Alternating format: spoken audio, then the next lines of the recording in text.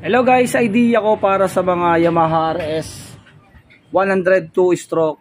Ito po ay nakababa na, pero baka naman po maulit nyo na bakit po binaba pa, yan lang naman palang papalitan. Hindi po, ito po ay tutorial lang natin para po sa mga RS user natin, lovers ng RS Yamaha Lovers Group. Shoutout sa inyo ng marami at shoutout. Ito po ay idea para sa inyo. Kung sakali po na halimbawa po ito yung ating makina, yan po, o hindi na halimbawa, tutunay na makina yan. Pagbukas nyo, ito yung langisan, yan na, ito yung langisan, pagbukas nyo, umaapaw yung langis, napakadami. Bakit nga ba dumadami ang langis ng makina, pero ang langis nito nakalagay lang sa oil niya, ay 700 lang na langis. Pero pagbukas nyo, talagang awas na awas dito, ano nga ba yung papalitan? Kasi po may nag-request sa atin na napalitan na daw yung oil seal dito. Bakit ganun pa rin? Dumadami pa rin. At yung kanyang langis ng tuti, nauubos ang langis. Yun. Nauubos yung tuti niya. Ano nga ba yung papalitan natin kapag nagkaganon ang inyong motor? Napakasimple lang mga bossing.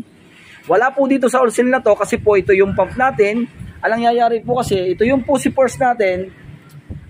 Bumapatak siya dito.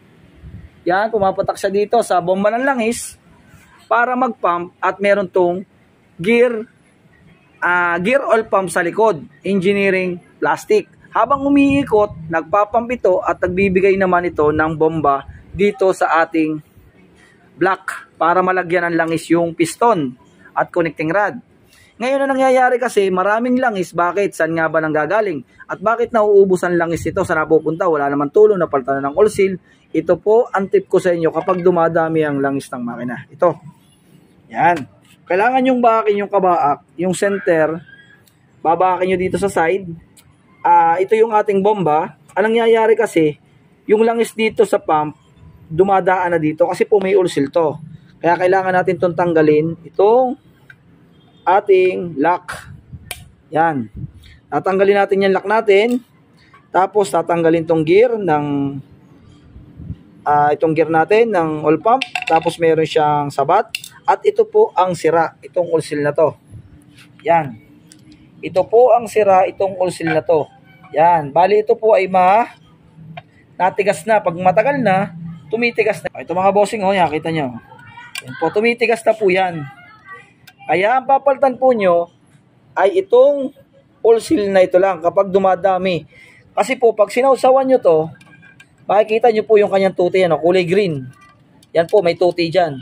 Anong nangyayari po, sumasama, lumalahok siya sa engine oil natin. Kaya ito lang yung papalitan yung oil seal.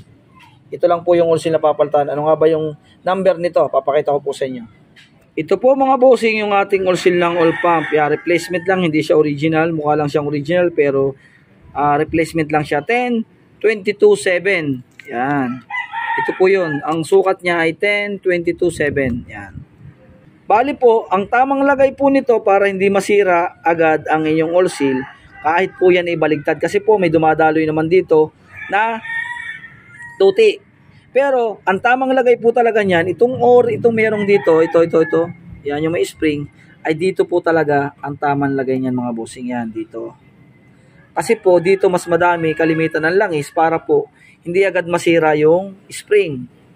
Okay, kasi kalimitan, yung iba, pinapatay na natin yung bomba, kaya kailangan talaga, tumitigas yan, kaya kailangan pag ganyan ang lagay niya, para yung spring, nababasa, okay?